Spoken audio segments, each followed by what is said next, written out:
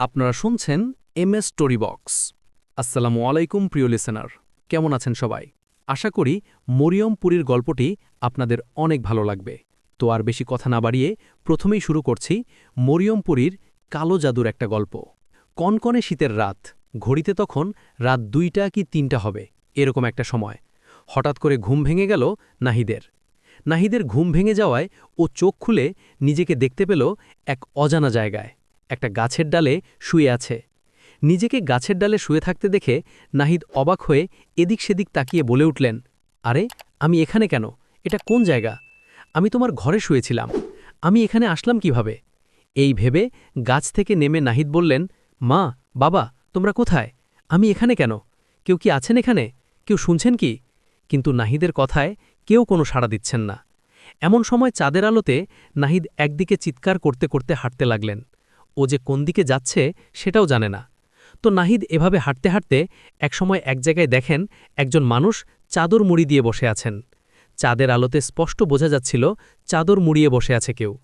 উনাকে দেখে সাহস করে নাহিদ বলে, এই যে ভাই, শুনুন, এটা কোন জায়গা? আমি কোথায়? কিন্তু নাহিদের কথায় উনি কোনো কথা বলেন না, চুপ করে থাকেন। তখন আবারও নাহিদ বলেন, ভাই, কথা বলুন, এটা কোন জায়গা? আর আপনি বা এখানে এই গাছের নিচে বসে আছেন কেন? কে আপনি, বলুন? নাহিদের কথায় চাদরে ঢাকা সেই লোকটা বললেন, আমি তো রাত্থা। এই বলে চাদরে মোড়ানো লোকটা তার মুখ থেকে চাদর সরালে নাহিদ অবাক হয়ে যান, কারণ চাদরের ভেতরে থাকা সেই ব্যক্তি হুবহু তার মতো। এটা কিভাবে হতে পারে? এ কি একরকম দেখতে কেউ কিভাবে সামনে দাঁড়িয়ে থাকে? নিজের মতো হুবহু কাউকে দেখে নাহিদের শরীর কাঁপতে থাকে ভয়ে।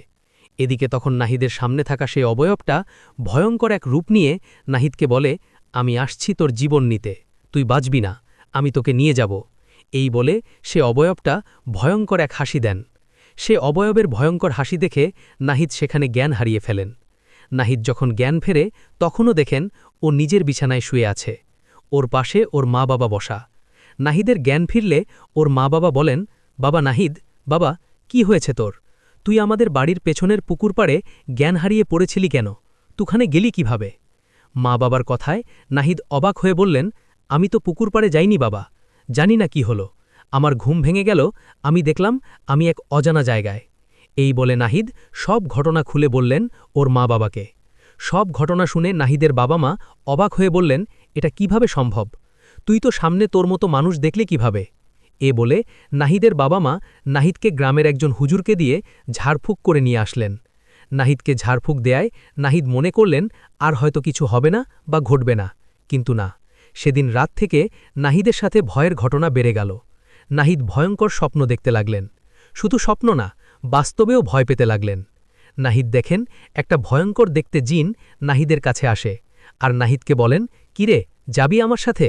যে আমি তোকে নিয়ে যাব, তার আগে তোকে পাগল করব। সে ভয়ঙ্কর জিনটা এরকম কথায় নাহিদ চিৎকার দিলে সে জিনটা চলে যায়। এই রকম ঘটনা নাহিদের সাথে ২-৩ দিন ঘটলে নাহিদের বাবা মা এবার বিষয়টা সিরিয়াস নেয়ার একজন কবিরাজের কাছে নিয়ে যান নাহিদকে। কবিরাজের কাছে নিয়ে যাবার পর কবিরাজ নাহিদকে দেখে আর সব ঘটনা শোনে। সব শুনে কবিরাজ নাহিদকে ঝাড়ফুঁক করে দিয়ে একটা তাবিজ দেন। কবিরাজের কাছ থেকে তাবিজ নিয়ে আসার পর নাহিদ তাবিজ পড়েন, কিন্তু এতে কোনো লাভ হয় না। কবিরাজের কাছ থেকে আসার পর সেদিন রাতে সেই জিনটা নাহিদের কাছে আসার বলেন, কি ভেবেছিস কবিরাজের কাছে গেলে আমাকে ছাড়াতে পারবি? পারবি না, আমি মিশে গেছি তোর রক্তে, এসব তাবিজ আমার কিচ্ছু করতে পারবে না। এই বলে সে জিনটা তার দুটো দাঁত লম্বা করে নাহিদের শরীরে একটা কামড় বসিয়ে দেন। রক্ত খেতে থাকেন। নিজের শরীর থেকে জিনকে রক্ত খেতে দেখে প্রচণ্ড এক চিৎকার দিয়ে জ্ঞান হারিয়ে ফেলেন। নাহিদের চিৎকার শুনে ওর মা বাবা দৌড়ে ঘরে যান আর কিছুক্ষণ পর নাহিদের জ্ঞান ফেরান। নাহিদের জ্ঞান ফেরানোর পর নাহিদ ওর মা বাবাকে সব ঘটনা খুলে বলে। সব শুনে নাহিদের মা বাবা চিন্তায় পড়ে যান আর সেই রাতে নাহিদকে একানা ঘুমাতে দিয়ে ওদের সাথে ঘুমাতে বলেন। এভাবে রাত পেরিয়ে সকাল হলে নাহিদের মা বাবা নাহিদকে নিয়ে বড় একজন কবিরাজের কাছে গেলেন। সে কবিরাজের কাছে যাবার পর কবিরাজ নাহিদের সব ঘটনা শুনে উনি উনার জিনাদের মাধ্যমে খোঁজ নিয়ে নাহিদের মা বাবাকে যা বললেন সেটা শুনে নাহিদ ওর বাবা মা অবাক হয়ে গেলেন। কবিরাজ বললেন, নাহিদকে কালো জাদু করা হয়েছে। ওকে কালো জাদু করেছে ওর বন্ধু। আসলে এখানে মেয়ে ঘটিত বিষয় আছে। নাহিদের বন্ধু একটা মেয়েকে পছন্দ করে, এদিকে সেই মেয়ে আবার নাহিদকে পছন্দ করে। এই নিয়ে নাহিদ ওর বন্ধুর মাঝে ঝগড়া হয় নাহিদের বন্ধু একটা তান্ত্রিককে দিয়ে কালো জাদুর মাধ্যমে একজন জিন চালান করেন। এখন সে জিন নাহিদের কাছে আসছে ওকে ভয় দেখিয়ে, ওকে দুর্বল বানিয়ে, মানসিকভাবে পাগল করে দিবার একসময় মেরে ফেলবে। কবিরাজের কথায় নাহিদ সহ ওর বাবা মা অবাক হয়ে যান, আর কবিরাজকে বলেন, কবিরাজ সাহেব, এখন আমার ছেলের কি হবে? আপনি কিছু একটা করুন। নাহিদের বাবার কথায় কবিরাজ বলেন, আমি চেষ্টা করব একজন কালো জাদু কাটানোর, কিন্তু এতে নাহিদ পুরোপুরি সুস্থ হবে কিনা জানি না, কারণ তান্ত্রিক এমন এক কালো জাদু করেছে যা কাটানো প্রায় অসম্ভব। এই বলে কবিরাজ তার মতো করে কিছু কাজ করে দিলেন, আর নাহিদ আরেকটা তাবিজ দিলেন। কবিরাজ তাবিজ দেয়ার ও কিছু কাজ করে দেয়ার পর নাহিদকে নিয়ে ওর মা বাবা বাড়িতে আসে। এই ঘটনার 3 দিন নাহিদের সাথে কিছু ঘটে না, সব স্বাভাবিক হয়ে যায়। 3 দিন পর শুরু হয় আবারও ওই ঘটনা। সেই জিনটা নাহিদের কাছে আসে, ওকে ভয় দেখায়, আঘাত করে আর রক্ত খায়। এই রকম ঘটনা আবারও ঘটায়। নাহিদের মা বাবা আরও অনেক কবিরাজের কাছে যায়, কিন্তু এতেও কোনো লাভ হয় না। কোনো কবিরাজই নাহিদের চিকিৎসা করতে পারে না। এভাবে কিছুদিন চলে যাওয়ায় নাহিদ আস্তে আস্তে পাগল হয়ে যায়। ঘড়িতে তখন বিকাল 4টে।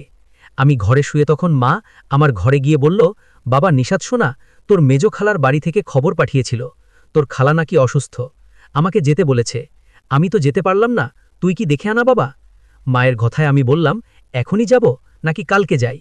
তখন মা বললেন, আজকে যান না বাবা, এখন তো বিকেল, সন্ধ্যা হতে হতে চলে আসবি। মায়ের কথায় আমি আর কথা না বাড়িয়ে আয়েশাকে বললাম, আয়েশা, খালাদের বাড়িতে গেলাম। এই বলে আমাদের সাইকেলটা হাতে নিয়ে বের হলাম। তখন দেখলাম আয়েশা আমার দিকে তাকিয়ে হাসছে, কারণ আমাকে কখনো সাইকেল চালাতে দেখেনি। আমার বউ আয়েশা পড়ি। আয়েশাকে হাসতে দেখে আমি বললাম, হাসো কেন? আমাকে সাইকেল চালাতে দেখনি বুঝি? আমার কথায় আয়েশা মাথা নাড়িয়ে হাসতে লাগলে তখন আমি সাইকেলটা নিয়ে রওনা করলাম আমার খালার বাড়ির দিকে। এভাবে সাইকেল চালিয়ে বেশ কিছুক্ষণ যাবার পর খালার বাড়িতে গেলাম। সেখানে গিয়ে খালাকে দেখে বললাম, খালা, বাড়িতে একটা অসুবিধার কারণে মা আসতে পারেনি, তাই আমি আসলাম। তুমি ওষুধ নিয়ম মতো খেও কেমন? আর সুস্থ হলে আসো সবাই মিলে আমাদের বাড়িতে। এই বলে আরও কিছুক্ষণ অপেক্ষা করে সন্ধ্যার আগে বাড়ির দিকে আসতে লাগলাম। আমি সাইকেল চালিয়ে আসছি, এমন সময় হঠাৎ আমার সামনে একটা ছেলে এসে ধপাস করে পড়ল, আর আমার সাইকেল ধরে হাসতে লাগল। হঠাৎ করে ছেলেটা এসে আমার সামনে পড়ায় ও সাইকেল ধরায়, আমি সাইকেল থেকে পড়ে যাই। তখনই দুজন মানুষ এসে আমাকে বলেন, কিছু মনে করো না বাবা, আমাদের ছেলেটা পাগল হয়ে গেছে, তুমি ব্যথা পাওনি তো বাবা? ওনাদের কথায় আমি সাইকেলটা তুলে বললাম, আঙ্কেল, আপনার ছেলেকে তো দেখে মনে হয় না ও পাগল, দেখতে তো মাশাল্লাহ বেশ সুন্দর, ও এরকম হলো কিভাবে? এই যে আমি মানুষটার সাথে কথা বলছিনি, আর কেউ না, নাহিদের বাবা মা। আর একটু আগে আমার সাইকেলের সামনে এসে পড়েছিল সে, আর কেউ নাহিদ নিজেই। তো আমি নাহিদের বাবা মাকে নাহিদের বিষয়ে জিজ্ঞাসা করায় নাহিদের বাবা বললেন, আর বলো না বাবা, আমার ছেলেটাকে কালো জাদু করা হয়েছে, ওকে কালো জাদু করে জিন চালান করা হয়েছে, কিছুদিন আগে ভালো ছিল ছেলেটা। এই বলে নাহিদের বাবা মা কান্না করতে লাগলেন আমার সামনে। ওদের কান্না দেখে আমার অনেক খারাপ লাগছিল। ওদের কান্না দেখে আমি নাহিদের বাবাকে বললাম, আঙ্কেল, আপনাদের বাড়ি কোনটা? আমাকে আপনাদের বাড়িতে নিয়ে চলুন তো। আমার কথায় নাহিদের বাবা আমাকে নিয়ে ওনাদের বাড়িতে গেলেন। ওনাদের বাড়িতে যাবার পর আমি নাহিদের মা ও বাবাকে বললাম, আঙ্কেল আন্টি, আমি যদি অদৃশ্য কারো সাথে কথা বলি তাহলে ভয় পাবেন না, আর আমাকে জিজ্ঞাসা করবেন না কার সাথে কথা বলি। আমার কথায় ওরা রাজি হলে আমি আমার বউ আয়েশা পরীকে ডাকলাম। আমার ডাকে মরিয়ম সেখানে এসে আমাকে দেখা দিলেন। মরিয়ম পরী আসে, আমি ওকে বললাম, মরিয়ম, এনাদের ছেলেকে কালো জাদু করা হয়েছে, কালো জাদুর মাধ্যমে ওর কাছে কোনো জিন আসছে দেখো তো। আজকের পর যেন ওই জিনটা আর ওই ছেলে নাহিদের কাছে আর না আসে, আর আল্লাহর রহমতে নাহিদকে সুস্থ করার কোনো চিকিৎসা আছে কিনা দেখো তো। আমার কথায় মরিয়ম চলে গেলেন সেই জিনের কাছে, যে জিনটা নাহিদের কাছে আসে, ওকে পাগল বানিয়ে দিয়েছে। সে জিনের কাছে যাবার পর আয়েশাকে বলেন, আজকের পর নায়েদের ধারের কাছে যেন না আসে, ওর কাছ থেকে যেন দূরে থাকে। আয়েশা পরী কথায় সে জিন হাসতে হাসতে বলেন, তুই কে? তোর কথা কেন শুনব? আমাকে চুক্তির মাধ্যমে নাহেদের কাছে পাঠানো হয়েছে, আমি ওকে পাগল বানিয়েছি, ওকে সামনে মেরে ফেলব। সেই জিনের কথায় আয়েশা বললেন, তুই বেঁচে থাকলে তো ওকে মেরে ফেলবি তাই না? মরিয়ম জিনটা রেগে মরিয়মকে মারতে আসে, আর তখন মরিয়ম জিনটাকে ধরে আঘাত করতে করতে আহত করে ফেলেন।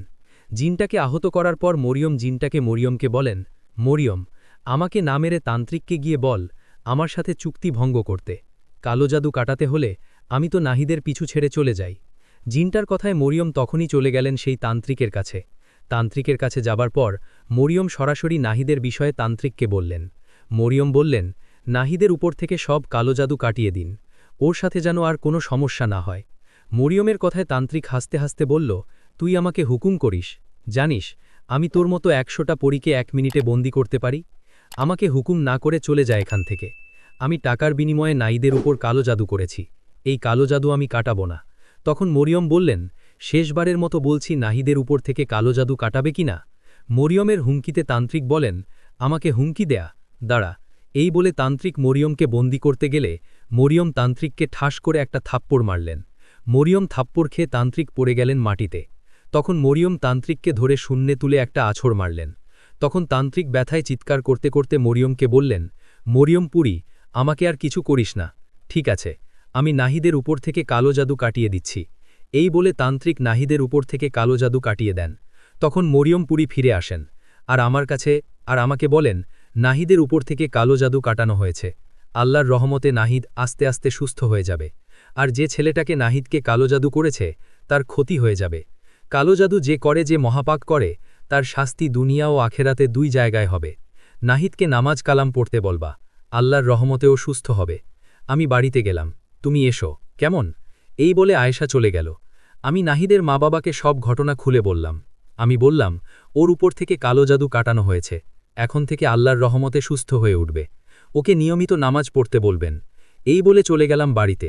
এই ঘটনার 3 দিন পর এক রাতে আমিও আয়েশা খাবার খেয়ে ঘরে শুয়ে শুয়ে গল্প করছি। এমন সময় আমার জানিতেই হলো, আমি কিরকম করতে লাগলাম। মানুষের মের্গি ব্যারাম হলে যেরকম করে সেরকম।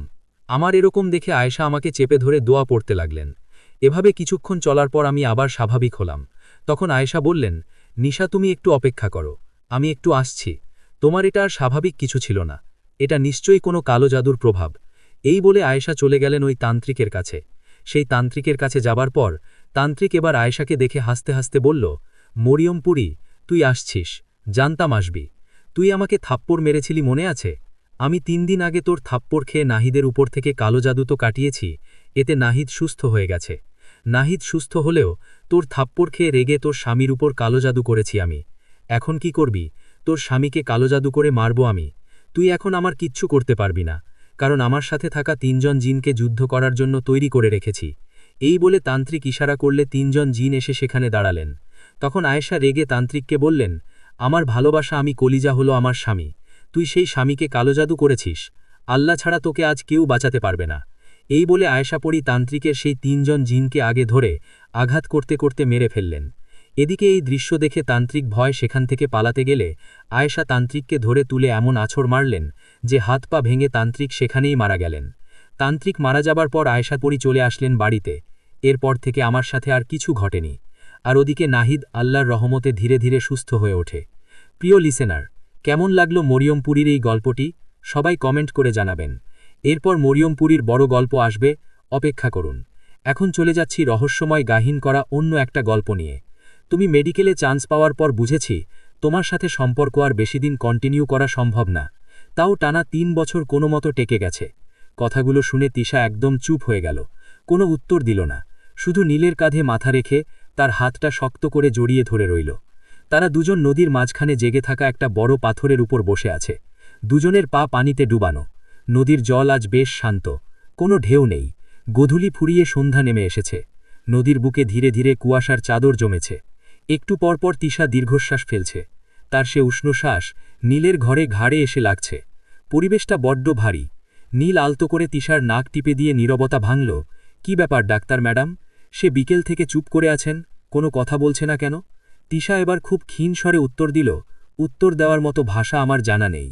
নীল, একসময় কথা দিয়েছিলাম সারা জীবন তোমার হাত ধরে থাকব, কিন্তু দেখো তার পারছি কই। নীল আকাশের দিকে তাকালো। সন্ধ্যা তারা মিটমিট করে জ্বলছে।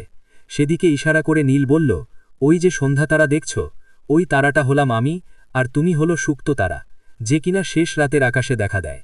দুজন একই আকাশে থেকেও কত দূরত্ব, তাই না? তিশা এবার বিষাদের মাঝেও খিলখিল করে হেসে উঠল। সে নীলের কাঁধ থেকে মাথা তুলে তাকালো। নীল মুগ্ধ হয়ে ওর হাসির দিকে তাকিয়ে আছে। হাসলে মেয়েটার গালে টোল পড়ে। এই টোল পড়া গালের প্রেমে পড়েই তো 5টা বছর পার করে দিল সে। তিশা হাসতে হাসতে বলল, পাগল একটা। সন্ধ্যা তারার সুক্ত তারা তো একই গ্রহ, শুক্র। দূরত্ব হলো কিভাবে? নীল বোকা সেজে বলল, ও তাই নাকি, জানতাম না তো।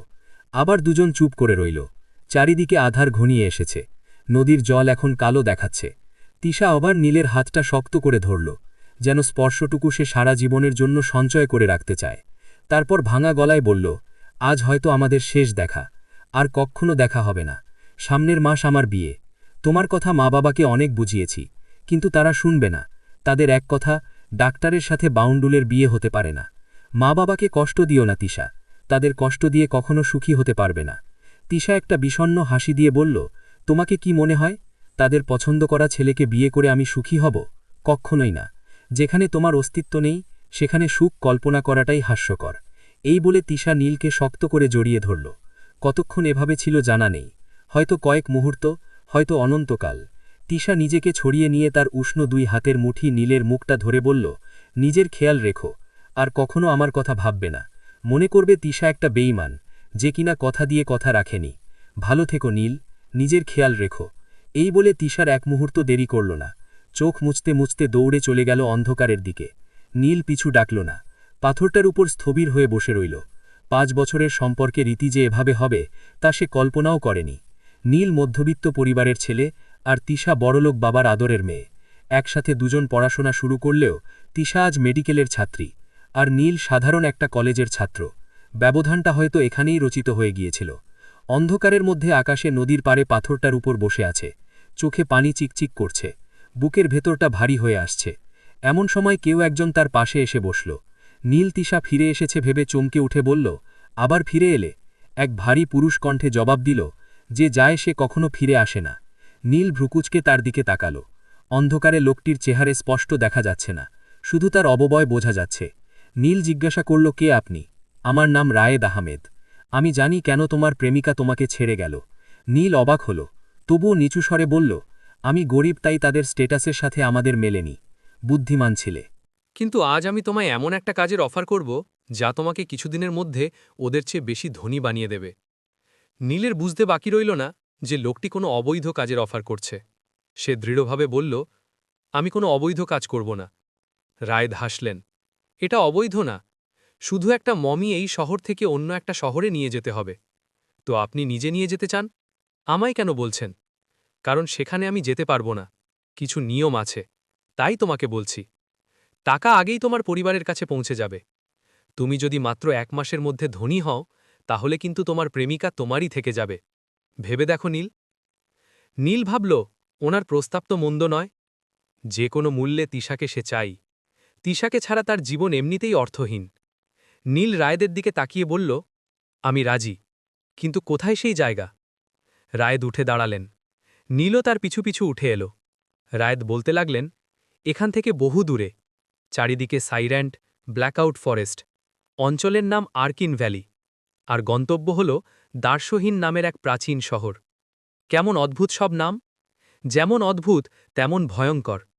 এক সময় সে শহর অনেক সুন্দর ছিল, কিন্তু অজানা এক গোষ্ঠী ওই শহরের উপর আক্রমণ করে পুরোপুরি ধ্বংস করে দিয়েছে। সেখানকার সাধারণ মানুষ যুদ্ধের কৌশল জানে না। সকাল থেকে রাত অবধি সেখানে শুধু মৃত্যুর মিছিল। বুড়ো বুড়ি, বাচ্চা, নারী পুরুষ, কেউ রেহাই পাচ্ছে না। তাহলে এখন উপায় কি? উপায় হল কালো জাদুর আশ্রয় নেয়া। কালো জাদুর মাধ্যমেই মমিকে জাগ্রত করতে হবে। মমিটি এতটাই শক্তিশালী যে জাগ্রত হলে তার সামনে কোনো শত্রু দাঁড়াতে পারবে না। একমাত্র এটাই আমাদের পথ ওই অসহায় মানুষগুলোকে বাঁচানোর। তুমি কি পারবে না এটা করতে? নীল কিছুক্ষণ ভাবল। একদিকে ঝুঁকি, অন্যদিকে তিশাকে ফিরে পাওয়ার সম্ভাবনা, এবং কিছু মানুষকে বাঁচানোর সুযোগ। সে জবাব দিল, হ্যাঁ পারব। ঠিক আছে, তুমি কাল সন্ধ্যায় প্রস্তুত হয়ে এখানে এসো। বাসায় ফিরে নীল সারা রাত ভাবতে লাগল। বাবা মাকে আসল ঘটনা বলল, তারা কিছুতেই রাজি হবে না। তাই 1 মাসের জন্য বন্ধুদের সাথে ঘুরতে যাবে বলে মিথ্যে বলে বের হল।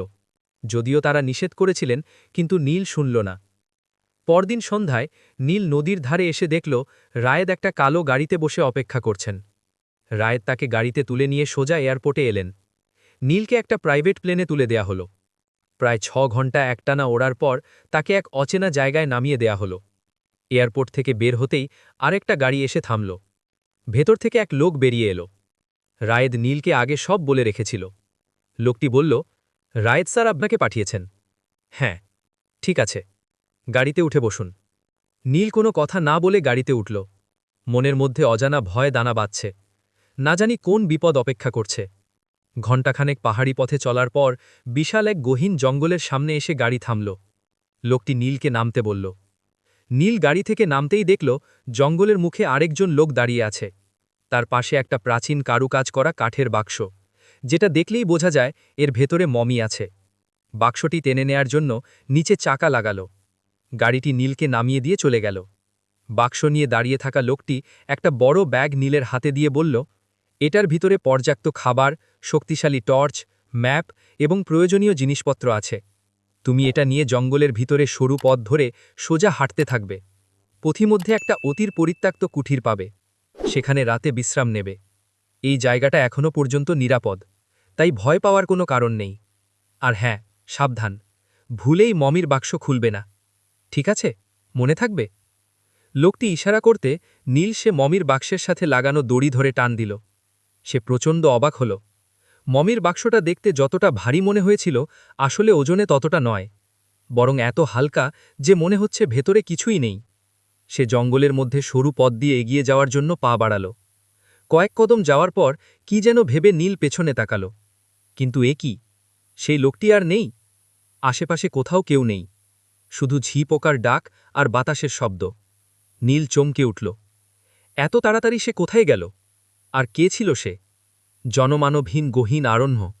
সে এখন সম্পূর্ণ একা, এক রহস্যময় মমি। হাসপাতাল থেকে ডিউটি শেষ করে যখন তিশাক গেটের বাইরে এলো, তখন বেশ রাত। সারাদিনের ক্লান্তিতে শরীরটা ভেঙে আসছে। সে গেটের পাশে দাঁড়িয়ে এদিক ওদিক তাকাচ্ছিল।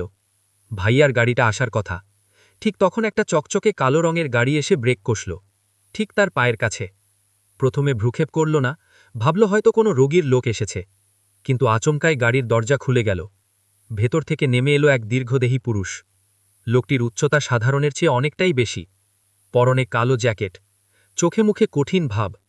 সে সোজা তিশার সামনে এসে দাঁড়াল। তিশা কিছু বুঝে ওঠার আগেই লোকটা তার কাছে খুব কাছে ঘেঁষে দাঁড়াল। তিশা ভয় পেয়ে এক পা পিছে যেতে চাইল, কিন্তু তার আগে অনুভব করল কোমরের কাছে শক্ত ধাতু কিছু একটা ঠেকানো হয়েছে। ভিড়ের মধ্যে কেউ বুঝতেই পারল না যে তিশার পাজরে একটা পিস্তল তাক করা আছে। লোকটি খুব নিচু, শীতল করা গলায় ফিসফিস করে বলল, কোনো শব্দ করবি না, চুপচাপ আমার সাথে আমার গাড়িতে ওঠ। যদি একটু চালাকি করার চেষ্টা করিস, তবে এই ভিড়ের মধ্যে তোর লাশ পড়ে থাকবে। লোকটির ভঙ্গি এতই পেশাদার এবং ঠান্ডা যে তিশার নড়া সাহস পেল না। তার গলা শুকে কাঠ হয়ে গেছে। কে আপনি? আমার কাছে কি চান? তিশার গলা দিয়ে কোনো রকমের শব্দ বের হল। তোকে আমাদের দরকার, কথা বাড়াস না, ওঠ গাড়িতে। তিশা কিংকর্ত বিমূঢ় হয়ে দাঁড়িয়ে রইল। তখনই গাড়ির ভেতর থেকে আরেকজন লোক দ্রুত বেরিয়ে এসে তিশাকে এক প্রকার ধাক্কা দিয়ে গাড়ির ভেতরে ঢুকিয়ে দিল। তিশা চিৎকার করতে চাইল, কিন্তু গাড়িতে ওঠার সাথে সাথেই ভেতর থেকে আরও দুজন তার হাত পা চেপে ধরল। একজন তার নাকের ওপর কড়া কেমিক্যাল মেশানো একটা রুমাল চেপে ধরল। তিশা ছটপট করল কয়েক সেকেন্ড, তারপর চোখের সামনে সবকিছু ঝাপসা হয়ে এলো। অন্ধকার গ্রাস করল তাকে। যখন তিশার জ্ঞান ফিরল, তখন মাথার ভেতরটা দপদপ করছে। চোখ মেলে দেখল সে একটা স্যাঁতস্যাঁতে ঘরে শুয়ে আছে। ঘরটা দেখতে অনেকটা জেলখানা সেলের মতো। লোহার শিক দিয়ে ঘেরা, বাইরে একজন দারোয়ান বন্দুক কাঁধে পাহারা দিচ্ছে। তিশা ধর্মর করে উঠে বসল।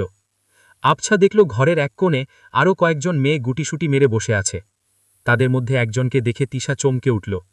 সিমরান, তুই? সিম তিশার ব্যাচমেট, মেডিকেলে একসাথে পড়ে। সিমরানের পাশে বসে আছে রাজীব, যে কিনা সিমরানের বয়ফ্রেন্ড এবং তাদের সহপাঠী। তাদের দুজনেরই চোখেরই আতঙ্কের ছাপ। সিমরান তিশাকে জড়িয়ে ধরে কেঁদে ফেলল। তিশা, তুইও দেখে নিলি? কিভাবে? তিশা নিজের কপাল চেপে বলল, হাসপাতালের সামনে থেকে আমাকে তুলে এনেছে। কিন্তু তোরা তোরা এখানে কেন? রাজীব বলল, আমাদেরও ঠিক একই কায়দায় কিডন্যাপ করা হয়েছে তিশা। আমরা কিছুতেই বুঝতে পারছি না এরা কারা বা আমাদের দিয়ে কি করাতে চায়। তাদের কথার মাঝখানে জেলের গেট খোলার শব্দ হল। বাইরে বুট পায়ে একজন লোক ভেতরে ঢুকে কর্কশ গলায় বলল, গল্প করার সময় শেষ, উঠ সবাই। যাওয়ার সময় তিশা সাহস সঞ্চয় করে জিজ্ঞাসা করল, কোথায় যাব আমরা? আমাদের কেন আটকে রেখেছেন? লোকটি কোনো উত্তর না দিয়ে ইশারা করল। সাথে সাথে আরও কয়েকজন পাহারাদার এসে তিশা, সিমরান, রাজীব সহ বাকিদের হাত পিছে মোড়া বাঁধতে শুরু করল। তাদের ধাক্কা দিতে দিতে বাইরে নিয়ে আসা হল। বাইরে এসে তিশা বুঝতে পারল তারা এক বিশাল পরিত্যক্ত সেনাঘাঁটিতে আছে। চারপাশ জনমানবহীন। দূরে জং ধরে কিছু পুরনো ট্যাঙ্কার পড়ে আছে। রানের ওপর দাঁড়িয়ে আছে একটা বিশাল কার্গো বিমান। বিমানের ইঞ্জিন চালু, বিকট শব্দ হচ্ছে।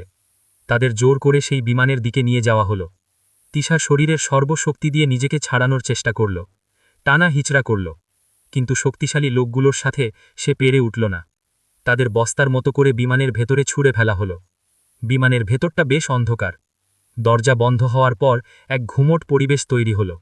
সামনের কেবিন থেকে একজন মাঝবয়সী লোক বেরিয়ে এলো। তার পরনে সামরিক পোশাকের মতো কিছু একটা, কিন্তু কোনো দেশের ব্যাজ নেই। লোকটি সবার দিকে তাকিয়ে গম্ভীর গলায় বলল, তোমাদের গন্তব্য দারশহির। সেখানে আমাদের অনেক সৈনিক আহত অবস্থায় আছে। সেই শহরে চিকিৎসা করার মতো কোনো ডাক্তার বেঁচে নেই। তোমাদের নিয়ে যাওয়া হচ্ছে।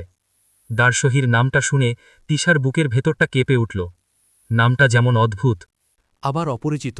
লোকটি বলতে থাকল, তোমাদের কাজ হবে শুধু আহতদের সুস্থ করা। যুদ্ধ শেষে তোমাদের প্রচুর টাকা দেয়া হবে, যা তোমরা কল্পনাও করতে পারবা না কেউ। তিশা চিৎকার করে বলল, প্লিজ আমাদেরকে ছেড়ে দিন, আমাদের কোনো টাকা পয়সার দরকার নেই, আমাদেরকে বাড়ি যেতে দিন। সিমরান আরও রাজি বসাই দিল, কিন্তু লোকটি এবার পকেট থেকে একটা পিস্তল বের করে তিশার দিকে তাক করল। তারপর তার চোখের দৃষ্টে কোনো দয়া নেই। চুপ করে বসে থাক, একদম টু শব্দটাও করবি না। যদি বেশি বাড়াবাড়ি করিস তবে তোদের জ্যান্তই বিমান থেকে নিচে ফেলে দেব। ডাক্তার ছাড়াও যুদ্ধ চলে, কিন্তু লাশ দিয়ে চলে না। লোকটির ধমকে বিমানের ভেতরে পিনপথন নীরবতা নেমে এলো। ভয়ে কেউ আর একটি কথা বলল না। তিশা জানলার ছোট কাঁচ দিয়ে বাইরের মেঘের দিকে তাকিয়ে রইল। তার চোখ বেয়ে জল গড়িয়ে পড়ছে। সে জানে না এই দারশিহির কোথায় বা সেখানে তার জন্য কি ভয়াবহতা অপেক্ষা করছে। অদ্ভুতভাবেই মৃত্যুর এই মুখোমুখি দাঁড়িয়ে তার শুধু বারবার নীলের কথা মনে পড়তে লাগল। নীল সেই রহস্যময় মমির বাক্সটা টেনে নিয়ে সাইরাত ব্ল্যাকআউট ফরেস্টের গহীন পথ ধরে হাঁটছে। বিকেলের আলো নিভে গিয়ে বনের ভেতর এক ঘন অন্ধকার নেমে এসেছে। চারিদিকে নিস্তব্ধতা ভেঙে শুধু বাক্সটা চাকার ঘর শব্দ আর ঝিঝি পোকার ডাক শোনা যাচ্ছে। হাঁটতে হাঁটতে নীলের পা ব্যথা হয়ে গেছে। ঠিক তখনই তার নজরে পড়ল দূরে একটি টিমটিমে আলো জ্বলছে। কাছে গিয়ে নীল দেখল বনের মাঝখানে একলা দাঁড়িয়ে আছে একটি জড়জীর্ণ কুঠুরি। বাইরে একটা হ্যারিকেন জ্বলছে, যার আলোয় কুঠুরিটাকে আরও ভৌতিক মনে হচ্ছে। নীল সাবধানে দরজায় ধাক্কা দিতেই ক্যাচ ক্যাচ শব্দ করে সেটা খুলে গেল। ভেতরে কেউ নেই। একপাশে একটা পুরনো কাঠের চৌকিপাতা আর ঘরের কোণে মাকড়সার জাল। নীল বুঝল এটাই সেই কুঠুরি যার কথা বলা হয়েছিল। বড় একটা দীর্ঘশ্বাস ফেলে নীল মমির বাক্সটা ঘরের এক কোণে রাখল। এত বড় একটা বনের মধ্যে সে একা, সাথে 1000 বছরের পুরনো এক লাশ। ভাবতেই তার গা ছমছম করে উঠল। তবুও পেটের খিদে সামলানোর দায় ব্যাগ থেকে শুকনো খাবার বের করে খেয়ে নিল। তারপর কৌতূহলবশত সে মমিয়ের বাক্সটার সামনে গিয়ে দাঁড়াল।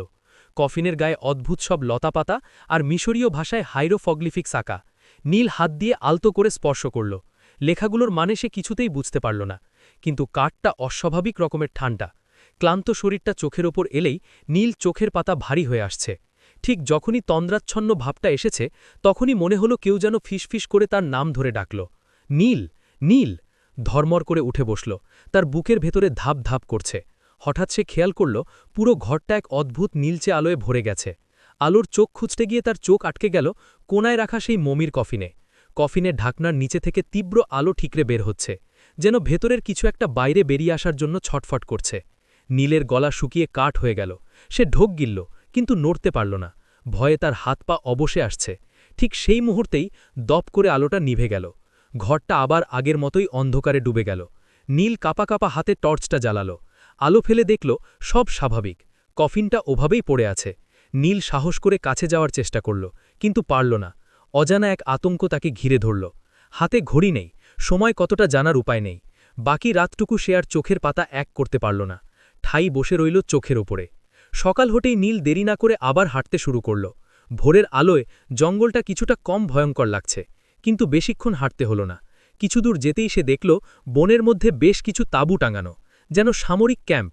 কয়েকজন অস্ত্রধারী সৈনিক তাকে দেখতে পেয়েই বন্দুক তাক করে দাঁড়াতে বলল, থামো, কে তুমি? নীল থমকে দাঁড়াল, ভয়ে হাত দুটো ওপরে তুলল। সৈনিকদের একজন দ্রুত তাঁবুর ভেতরে চলে গেল। এরপরেই তাঁবুর পর্দা সরিয়ে হাসি মুখে বেরিয়ে এলেন রায়দা আহমেদ। তাকে দেখে নীলের ধরে পানে ফিরে এলো। রায়েদ এগিয়ে এসে নীলের কাঁধে ভারী হাত রেখে বললেন, সাব্বাস বেটা, আমি জানতাম তুমি পারবে। একেই জঙ্গল পার হওয়া চারটেখানি কথা নয়, এসো ভেতরে এসো। নীলকে নিয়ে রায়েদ একটা বড় তাঁবুর ভেতরে ঢুকলেন। সেখানে আধুনিক সব আসবাবপত্র। নীলকে একটা চেয়ারে বসিয়ে রায়েদের ইশারা করতে একজন সৈনিক একটা সামরিক পোশাক এনে নীলের সামনে রাখল। রায়েদ বললেন, দেরি করো না, এটা পরে নাও। নীল অবাক হয়ে বলল, কিন্তু স্যার, আমি তো কোনো যুদ্ধ জানি না, আমাকে কেন সৈনিকের পোশাক পরতে হবে? রায়েদ মুচকে হেসে বললেন, তোমাকে যুদ্ধ করতে হবে না নীল, তুমি শুধু আমাদের অস্ত্রশস্ত্র আর সরঞ্জাম বহনে সাহায্য করবে। আসল কাজ তো হবে আজ রাতে। আজ রাতে? রায়েদের চোখ দুটো চকচক করে উঠল। তিনি অদ্ভুত এক পৈশাচিক আনন্দ নিয়ে বললেন, হ্যাঁ, আজ রাতে। আজ অমাবস্যা, আজই সেই রাত যখন কালো জাদুর সমাধান হবে। 1000 বছরের ঘুম ভেঙে আজ জাগ্রত হবে মমি সালকারুস, আর আমরা হব সেই জাগ্রত মমির প্রথম যাত্রী। কথাটা শেষ করে রায়েদ অট্টাশিতে ফেটে পড়লেন। সে হাসি তার তাঁবুর বাইরে জঙ্গলের নিস্তব্ধতা ক্ষণ করে দিল। নীল ফ্যাল করে তাকিয়ে রইল। তার মনে হল সে এক ভয়ঙ্কর ফাঁদে পা দিয়েছে, যেখান থেকে বের হওয়ার কোনো রাস্তা নেই। অনিচ্ছা সত্ত্বে নীলকে সেই সৈনিকের পোশাকটা গায়ে চড়াতে হলো। আয়নায় নিজের দিকে তাকিয়ে সে বুঝতে পারলে বেশ বাজেভাবে ফেসে গেছে সে। পালানোর কোনো পথ খোলা নেই। পোশাকটা ঠিকঠাক করে সে ধীর পায়ে রায়েদের সামনে এসে দাঁড়াল। নীলের চোখে মুখে ঘুম আর ভয়।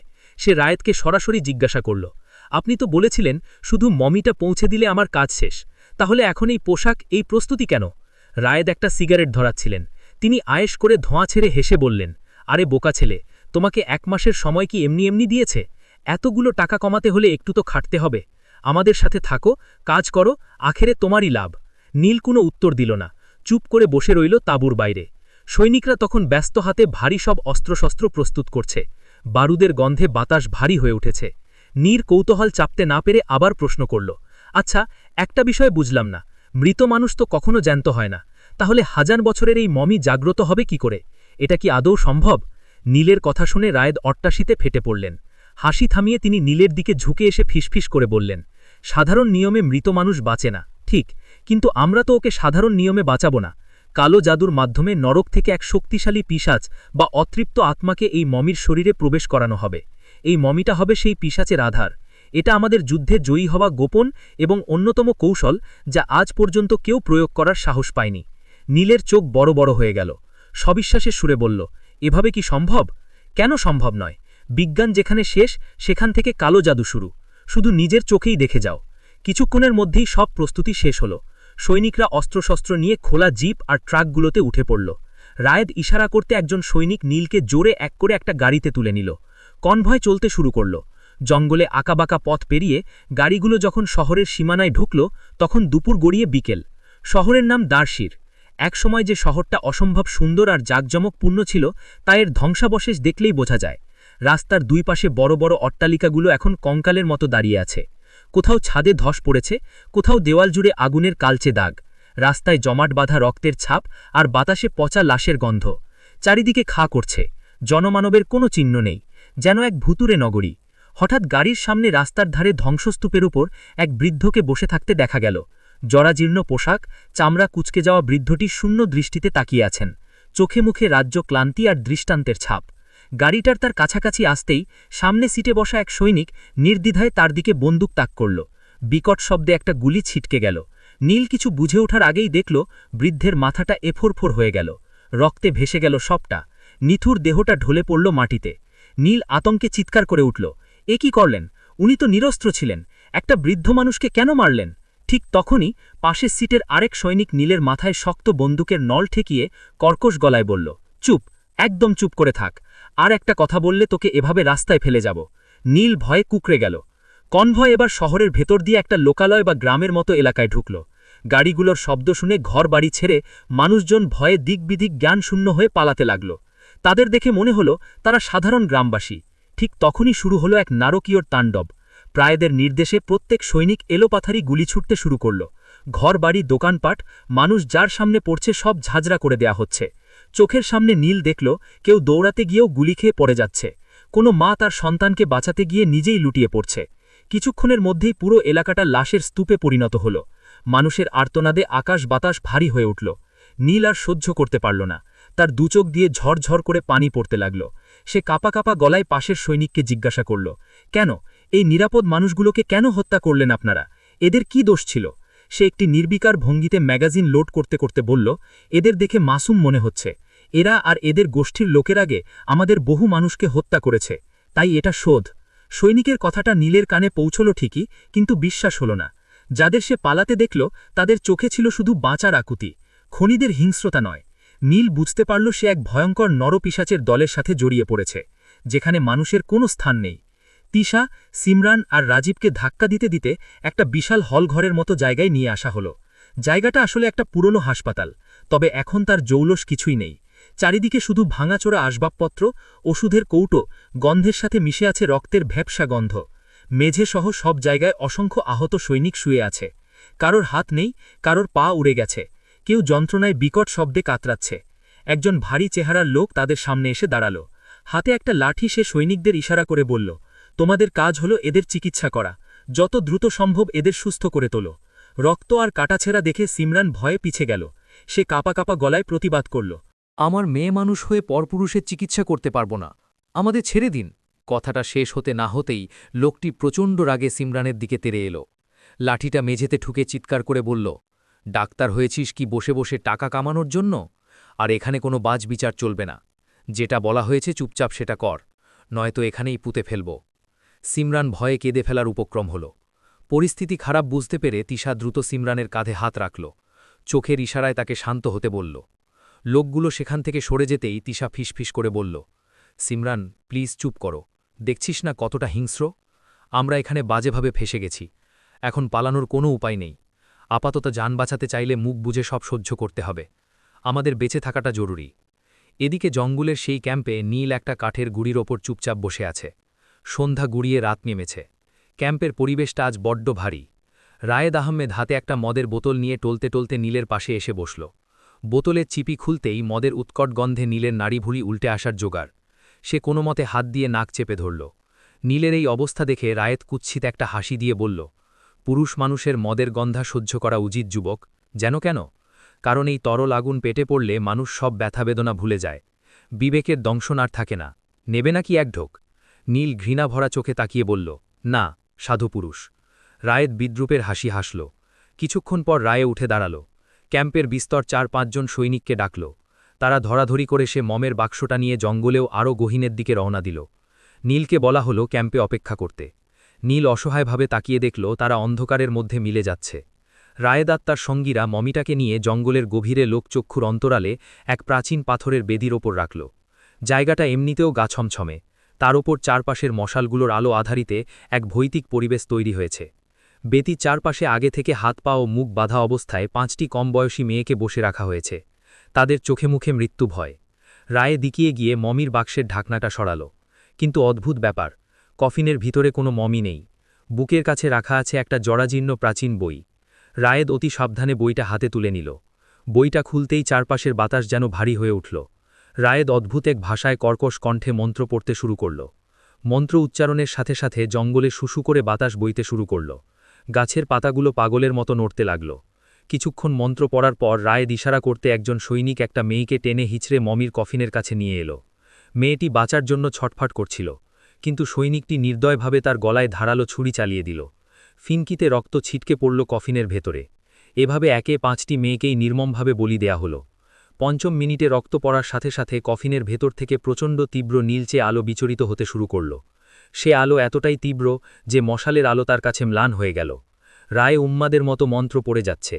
হঠাৎ দেখা গেল আকাশ ভেদ করে কালো ধোয়ার মতো অশরীরী ছায়ারা নিচে নেমে আসছে। সে ছায়াগুলো পাক খেতে খেতে একে একে মমির শরীরের ভেতর প্রবেশ করতে লাগল। মরা মানুষ বা মমিটা যেন সেই কালো শক্তি শুষে নিচ্ছে।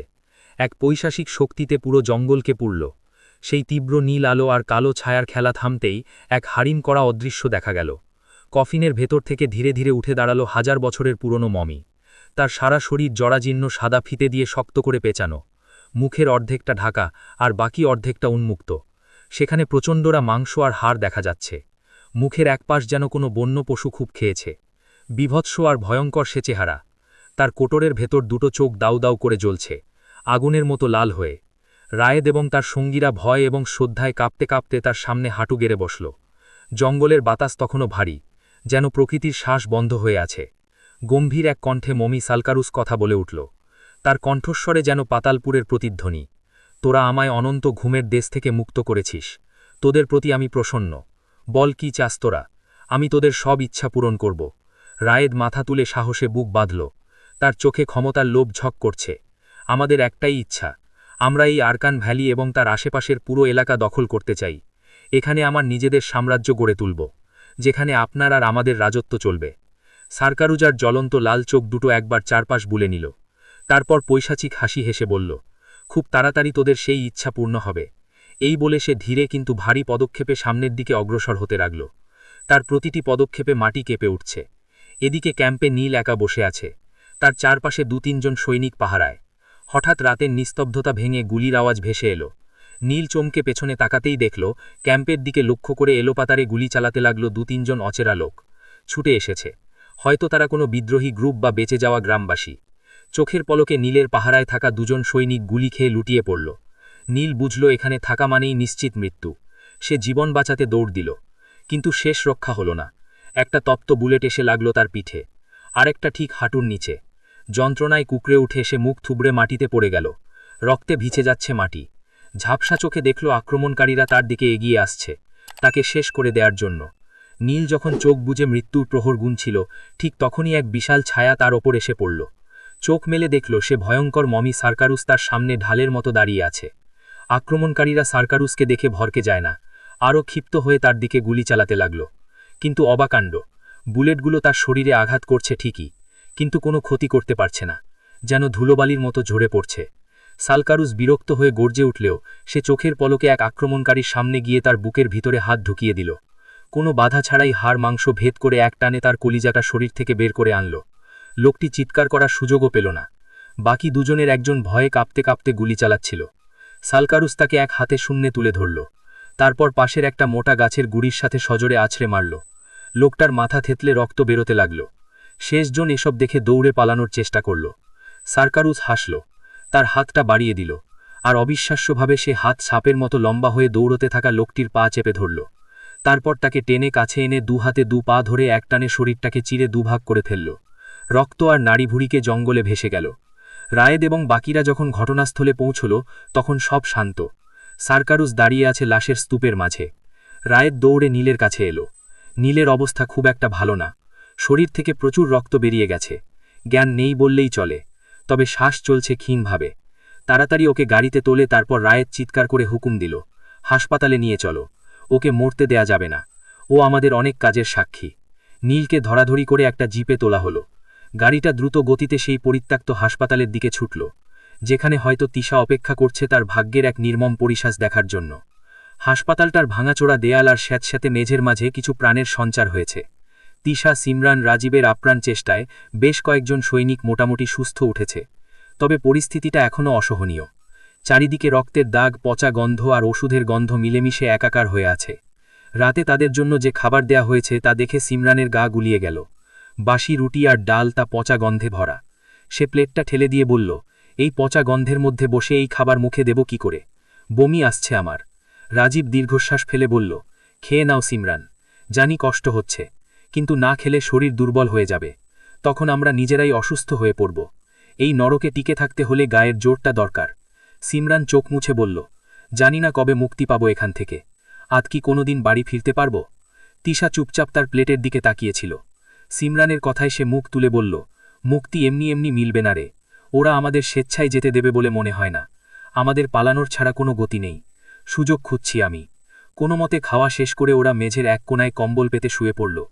ক্লান্তিতে সিমরান আর রাজীবের চোখ বুজে এলেও তিশার চোখে ঘুম নেই। অজানো আশঙ্কায় বুকটা দুরুদুরু করছে। বাড়ির কথা মনে পড়তেই চোখের কোণ ভিজে উঠল। বাবা মা কেমন আছেন কে জানে। আর নীল, আজ বারবার নীলের কথা মনে পড়ছে। ছেলেটা কোথায় আছে, কেমন আছে ভেবে বুকটা মোচড় দিয়ে উঠল। হঠাৎ হাসপাতালের বাইরে গাড়ির চাকার কর্কশ শব্দ আর শোরগোল শোনা গেল। তিশা ধর্মর করে উঠে বসল। পাহারায় থাকা সৈনিকরা দৌড়ে বাইরে গেল। একটু পরেই একজন এসে হাঁক দিল, ডাক্তাররা কোথায়? জলদি ইমার্জেন্সি কেস। তিশা, সিমরান, রাজীব দ্রুত পায়ে বাইরে বেরিয়ে এলো। আবছা আলোয় দেখল একটা জিপ থেকে রক্তাক্ত কাউকে ধরাধরি করে নামানো হচ্ছে। লোকটা সারা শরীর রক্তে ভেজা। রাজীব দ্রুত এগিয়ে গেল রোগীর অবস্থা দেখতে। কাছে গিয়ে রোগীর মুখের দিকে তাকাতে রাজীব চমকে উঠল। তার হাত পা যেন অবশ হয়ে গেল মুহূর্তের জন্য। সে অস্ফুট স্বরে চিৎকার করে উঠল, তিশা, জলদি দেখ কাকে এনেছে। তিশা দৌড়ে এলো। স্ট্রেচারে শোয়া মানুষটার মুখের দিকে তাকিয়ে তার পৃথিবীটা ধুলে উঠল। নীলা, তিশার গলা চিরে আর্তনাদ বেরিয়ে এলো। সে ঝাঁপিয়ে পড়ল নীলের বুকের ওপরে। নীল নীল তুমি চোখ খোলো। এ কি অবস্থা তোমার? তুমি এখানে কিভাবে? আমি কি স্বপ্ন দেখছি? তিশা নীলের মুখে আঙুল রেখে বলল, এখন কোনো কথা নয়, এসব পরে ভাবা যাবে, আগে তুমি সুস্থ হয়ে ওঠো। তিশা পরম মমতায় নীলের সেবা করতে লাগল, যেন ধ্বংসস্তূপের মাঝে নীলই তার একমাত্র বেঁচে থাকার অবলম্বন। অন্যদিকে আরাব একা পালিয়ে বেড়াচ্ছে। গতরাতে রায়েদের বাহিনী আর সেই পৈশাচিক মমি সালকারুস অগণিত মানুষকে হত্যা করেছে। আরব সে বিভীষিকা নিজের চোখে দেখেছে। তার হাতে সে কালো জাদুর বই যেটা সে চুরি করে এনেছে। একটা নির্জন গুহার মতো জায়গায় এসে আরাব থামল। জায়গাটা নিরাপদ মনে হচ্ছে। সে হাঁপাতে হাঁপাতে বইটা খুলল। মিশরীয় ভাষায় লেখা প্রাচীন লিপিগুলো সে কিছুটা বুঝতে পারছে, কারণ তার দাদা তাকে ছোটবেলায় এই ভাষা শিখিয়েছিলেন। বইটা পড়ে সে জানতে পারলেও মমিটা যত মানুষ হত্যা করেছে তাদের আত্মা শুষে নিয়ে সে তত বেশি শক্তিশালী হচ্ছে। সাধারণ অস্ত্র দিয়ে তাকে আটকানো অসম্ভব। পাতার পর পাতা উল্টে আরাফ একটা সমাধান খুঁজে পেল। সেখানে লেখা, পৈশাচিক হাত তাকিয়ে বসান হলে ৩জন পবিত্র মনের মানুষকে একসাথে রাখতে হবে। তারা মন্ত্র পাঠ করে মমির ভিতর থেকে সে অশুভ শক্তিকে কিছুক্ষণের জন্য বের করে আনবে। ঠিক সেই মুহূর্তেই মমির দেহকে আগুনে পুড়িয়ে ধ্বংস করে দিতে হবে। আরাফ হতাশায় মাথায় হাত দিল। ৩জন আমি থাকা, আর বাকি ২জন কোথায় পাবো এই মৃত্যুপুরীতে? তাছাড়া মমি পর্যন্ত পৌঁছাতে হলে আগে রায়াদ আর তার বিশাল বাহিনীকে পরাস্ত করতে হবে। রায়াদ নিশ্চয়ই এতক্ষণে বই চুরির কথা জেনে গেছে এবং তাকে হন্যায় খুঁজছে। এখন একটিই উপায়, পালিয়ে বেড়ানো এবং বিশ্বস্ত মানুষ খুঁজে নিজের দল ভারী করা। এদিকে রায়াত তার ক্যাম্পে বসে আছে।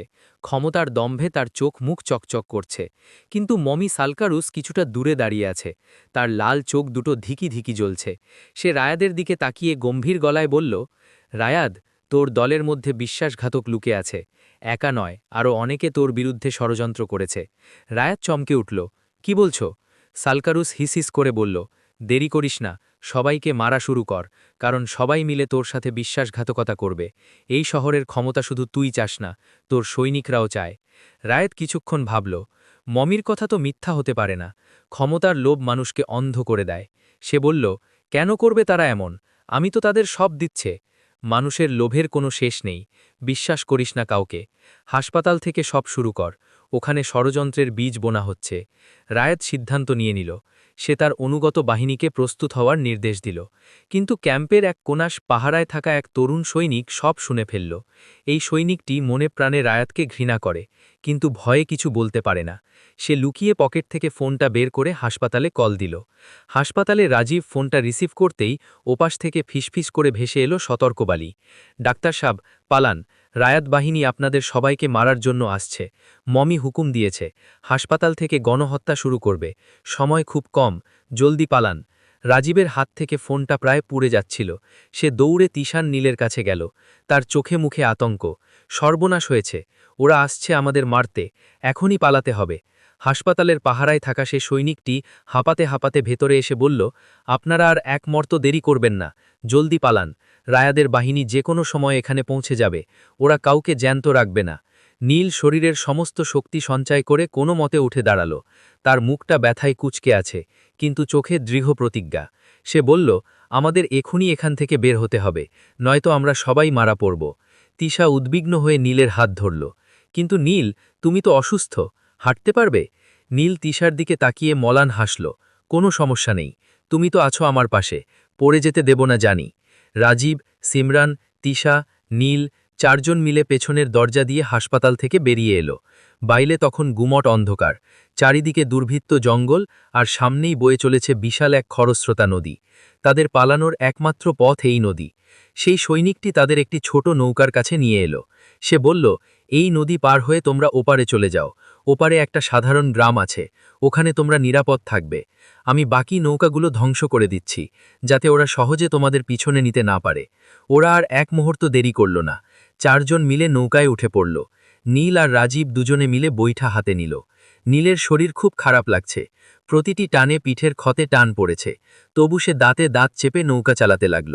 নদীর মাঝপথে আসতে দূর থেকে গুলির আওয়াজ শোনা গেল। তিশা পেছনে তাকিয়ে ভয়েশ্বরে বলল, ওরা মনে এসে পড়েছে, তাড়াতাড়ি করো। তারা প্রাণপণে বৈঠা চালাল। স্রোতের বিপরীতে যুদ্ধ করে অবশেষে নৌকাটি নদীর ওপারে ভিড়ল। ওরা গ্রামে পা রাখতেই গ্রামের লোকজন তাদের ঘিরে ধরল। সবার হাতে পুরনো আমলের বন্দুক আর দেশি অস্ত্র। গ্রামবাসীদের চোখে সন্দেহ আর আক্রোশ। তারা হয়তো এদের রায়াদের চোর ভেবেছে। ঠিক সেই মুহূর্তে ভিড় ঠেলে এগিয়ে এলো আরাফ। সে চিৎকার করে বলল, সবাই অস্ত্র নামাও, ওদের ছেড়ে দাও। ওরা শত্রু নয়, ওরা আমাদের মতোই বিপদে পড়ে পালিয়ে এসেছে। আরাফের কথায় সবাই সরে দাঁড়াল। তিশা দেখল নীলের ব্যান্ডেজ ভিজে রক্ত চুইয়ে পড়ছে। সে দ্রুত আরাফকে বলল, ভাইয়া প্লিজ আমাদের একটু থাকার ব্যবস্থা করে দিন, ওর অবস্থা খুব খারাপ, এখনই বিশ্রাম আর চিকিৎসার দরকার। আরাফ মাথা নেড়ে তাদের নিয়ে একটা জরাজীর্ণ মাটির ভেতরে বাড়ির ভেতরে ঢুকল। ঘরের এক কোনায় একটা আলমারি সরিয়ে ফেলতেই গোপন একটা দরজা বেরিয়ে এলো। সেখান দিয়ে তারা মাটির নিচে একটা সুড়ঙ্গে প্রবেশ করল। নিচে একটা ছোট্ট বাংকার, সেখানে একটা বিছানা আর চিকিৎসার কিছু সাধারণ সরঞ্জাম রাখা আছে। আরাফ রাজীব ধরাধরি করে নীলকে বিছানায় শুইয়ে দিল। তিশা দ্রুত নীলের ক্ষত পরিষ্কার করে নতুন করে ব্যান্ডেজ করে দিল। নীলের মুখটা একটু শান্ত দেখালেও রাজীব একটা চেয়ারে বসে দীর্ঘশ্বাস ফেলল। এরা কারা? কেন এমন নির্বিচারে গণহত্যা চালাচ্ছে?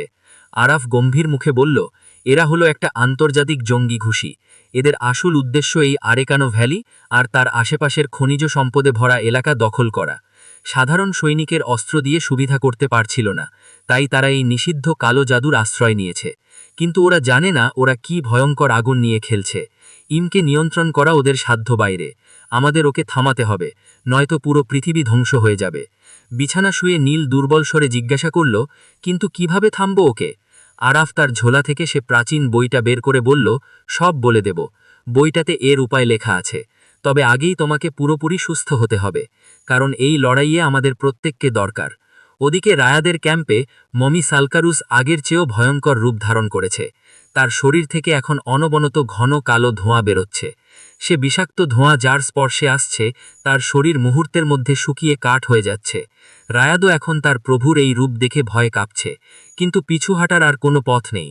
বাংকারের ভিতরে টিমটিম করে একটা লণ্ঠন জ্বলছে। আরাফ খুব মনোযোগ দিয়ে তিশা আর সিমরানকে সেই প্রাচীন মিশরীয় মন্ত্রগুলো শিখিয়ে দিল। উচ্চারণে কোনো ভুল হওয়া চলবে না। ওদের পরিকল্পনা চূড়ান্ত হল।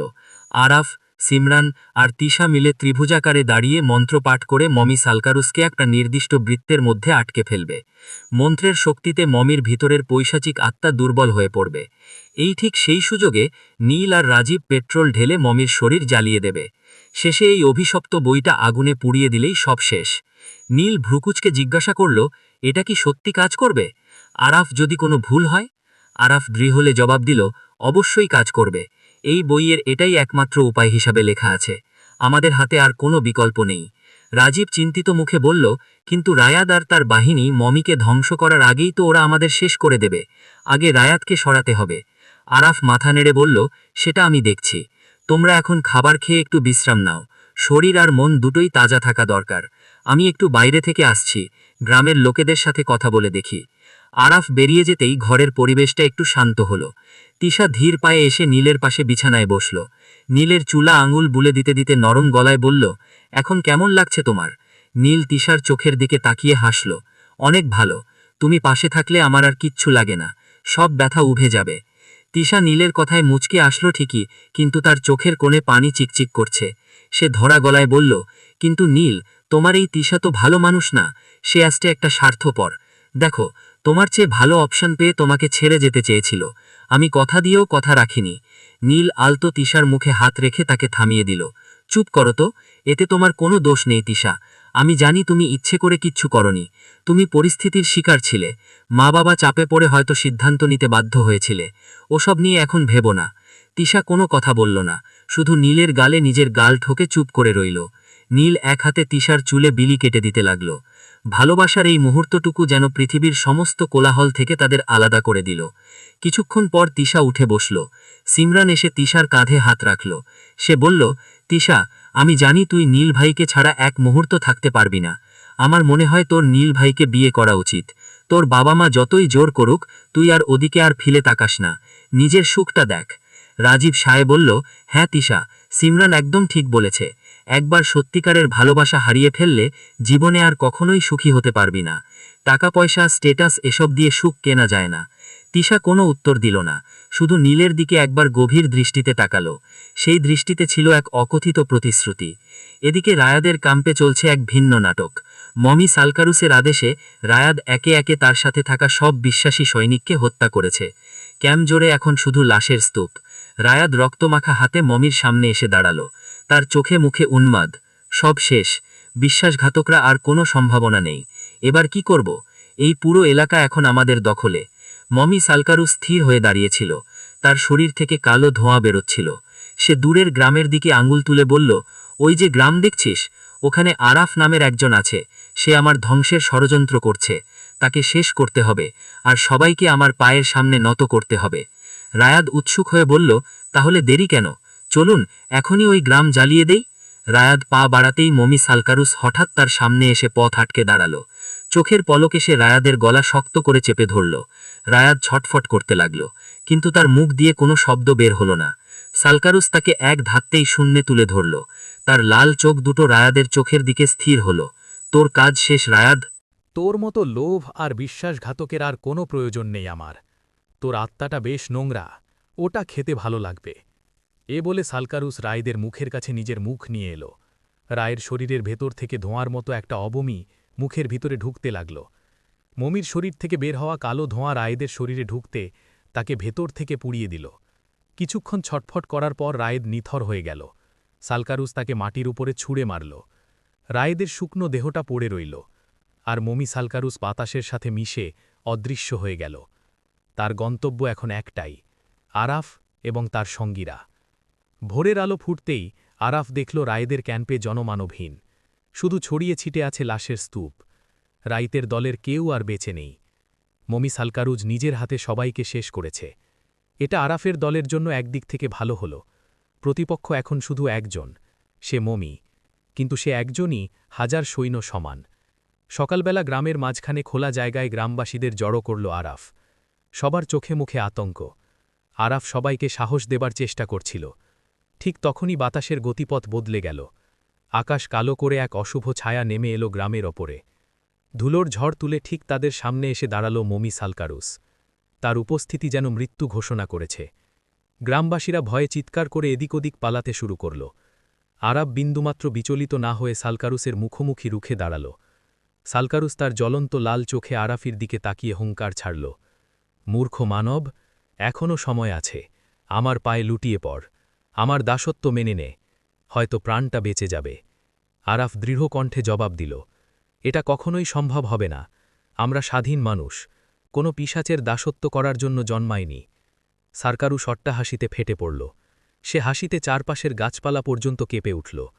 তাহলে মরতে প্রস্তুত হও। বলতে বলতে মমির শরীর থেকে গলগল করে বিষাক্ত কালো ধোঁয়া বের হতে শুরু করল। সে ধোঁয়া সাপের মতো এক এক দিকে ছড়িয়ে পড়তে লাগল। গ্রামে যে মানুষ বা প্রাণী এই ধোঁয়ার সংস্পর্শে ছিল, মুহূর্তের মধ্যে তাদের শরীর শুকিয়ে কাঠ হয়ে লুটিয়ে পড়ল মাটিতে। দেরি না করে আরাব চিৎকার করে সে প্রাচীন মিশরীয় মন্ত্র পড়তে শুরু করল। মন্ত্রের প্রথম শব্দ উচ্চারিত হতেই সালকারুস চমকে উঠল। সে যেন এক অদৃশ্য দেয়ালে ধাক্কা খেল। তার কালো ধোঁয়ার গতি কমে এলো। ঠিক পরিকল্পনা মতো তিশা আর সিমরান আড়াল থেকে বেরিয়ে এলো। তারা দুজন আর আরাফ মিলে মমিকে মাঝখানে রেখে দুর্ভোজাকৃতি বা পিরামিডের মতো করে ৩ কোণায় দাঁড়াল। তিনজনে একই সুরে উচ্চস্বরে সে পবিত্র মন্ত্র পাঠ করতে লাগল। বাতাসে মন্ত্রের ধ্বনি প্রতিধ্বনিত হতে লাগল। সালকারুস যন্ত্রণায় ছটফট করতে শুরু করল। সে বারবার কালো জাদুর শক্তি দিয়ে আরাফদের আক্রমণ করার চেষ্টা করল, কিন্তু মন্ত্রের প্রভাবে তৈরি হওয়া এক অদৃশ্য সুরক্ষা বলয় তাকে প্রতিহত করে দিল। তার শক্তি দ্রুত নিঃশেষ হয়ে আসছিল। হঠাৎ আকাশ ঘন কালো মেঘে ঢেকে গেল। মেঘের বুক চিরে এক তীব্র আলোর ঝলকানি দেখা দিল। মমির শরীর দুমড়ে মুচড়ে যেতে লাগল, আর তার ভেতর থেকে লাল রঙের বিভৎস ছায়া ও পিশাচ আত্মা আর্তনাদ করতে করতে বেরিয়ে আসতে লাগল। মন্ত্রের টানে তার আর মমির শরীরে থাকতে পারছিল না। এই সুযোগে আরাফ ইশারা করতেই নীল আর রাজীব দৌড়ে এলো। তারা আগে থেকে প্রস্তুত ছিল দুর্বল হয়ে পড়া মমিটাকে। তারা দুজনে মিলে পাঁচাকোলা করে ধরল। মমিটা তখনও গুম গাচ্ছে। তারা প্রাণপণে দৌড়ে মমিটাকে টেনে নিয়ে গেল গ্রামের এক প্রান্তে, যেখানে আগে থেকে দাউ দাউ করে আগুন জ্বলছিল। আরাফ, তিশা, সিমরান মন্ত্র পড়তে পড়তে তাদের পিছু পিছু গেল। নীল আর রাজীব সর্বশক্তি দিয়ে সালকারুসকে সে আগুনের কুণ্ডলিতে ছুঁড়ে ফেলে দিল। আগুনের স্পর্শ পেতেই মমিটা বিকট এক চিৎকার করে উঠল, যা মানুষের কানে সহ্য করার মতো নয়। মনে হল হাজার হাজার আত্মা একসাথে কেঁদে উঠল। আগুনে লিলিহান শিখা মমিটাকে গ্রাস করে নিল। আকাশের কালো মেঘ কেটে গেল। লাল রঙের পিশাচ আত্মাগুলো ধোঁয়ার মতো মিলে গেল শূন্যে। মুহূর্তের মধ্যে গ্রামের পরিবেশ শান্ত হয়ে এলো। রোদ উঠে ঝকঝক করছে। আরাফ আগুনের দিকে তাকিয়ে স্বস্তি নিঃশ্বাস ফেলল। সে গ্রামবাসীদের উদ্দেশ্যে ঘোষণা করল, আজ থেকে তোমরা মুক্ত, এ অভিশাপ শেষ হয়েছে। পুরো শহর আর গ্রাম জুড়ে এক অদ্ভুত মিশ্র অনুভূতি ছড়িয়ে পড়ল। একদিকে মুক্তির আনন্দ, অন্যদিকে স্বজন হারানো শোক। তবে অন্ধকারের রাজত্ব শেষ হয়েছে, এটাই বড় কথা। বেশ কিছুদিন কেটে গেল। পরিস্থিতি এখন অনেকটাই স্বাভাবিক। আরাফ, নীলা, তিজা, সিমরান রাজীবকে তাদের বেশ দেশে ফেরানোর সব ব্যবস্থা করে দিল। এয়ারপোর্টে বিদায়বেলায় সবার চোখে জল। আরাফকে জড়িয়ে ধরে নীলা বলল, তোমাকে ধন্যবাদ বন্ধু, জীবন বাঁচানোর জন্য। আরাফ হাসল, ভালো থেকো তোমরা। তারা বিমানে উঠে বসল। ফেলে এলো এক দুঃস্বপ্নের স্মৃতি। দেশে ফিরে আবার সে পরিচিত পরিবেশ। বিকেলবেলা নীলা আর তিশা সেই নদীর ধারের বড় পাথরটার ওপরে বসে আছে, যেখানে তাদের বিচ্ছেদের কথা হয়েছিল। দুজনের পা পানিতে ডুবানো। নীল শক্ত করে তিশার হাত ধরে আছে, যেন আর কখনোই ছাড়বে না। তিশা নীলের কাঁধে মাথা রেখে বলল, জানো নীল, এমন একটা সময় যে আবার আমাদের জীবনে আসবে, আমরা বেঁচে ফিরব, তা আমি কখনোই ভাবিনি। আর কেউ আমাদের আলাদা করতে পারবে না নীল। নীল তিশার কপালে আলতো করে চুমু দিয়ে বলল, কখনোই না, সারা জীবন একসাথে থাকব। তারা দুজন নিশ্চিন্ত মনে বসে রইল, নদীর শান্ত জলের দিকে তাকিয়ে। কিন্তু তারা খেয়াল করল না বা দেখল না, দূরে কাছের আড়ালে দাঁড়িয়ে আছে এক অস্পষ্ট অবয়ব। অন্ধকারের সে ছায়া এখনও পুরোপুরি কাটেনি। সে অবয়বটির চোখ থেকে এখনও বিচ্ছুরিত হচ্ছে এক রহস্যময় লাল আলো, যেন নতুন কোনো গল্পের অপেক্ষায়। প্রিয় লিসেনার, কেমন লাগলো লেখক আব্দুর রহমানের লেখা শেষের এই গল্পটি? কমেন্ট করে জানাতে ভুলবেন না। দেখা হচ্ছে মরিয়মপুরীর বড় গল্প নিয়ে। আসসালামু আলাইকুম। শেষে সবাই ভালো থাকবেন। যারা আমাদের ইউটিউব চ্যানেলটি যদি সাবস্ক্রাইব না করে থাকেন, তাহলে এখনই আমাদের চ্যানেলটি সাবস্ক্রাইব করে দিয়ে আমাদের পাশে থাকবেন। আপনারা সবাই সুস্থ থাকবেন। আল্লাহ হাফেজ।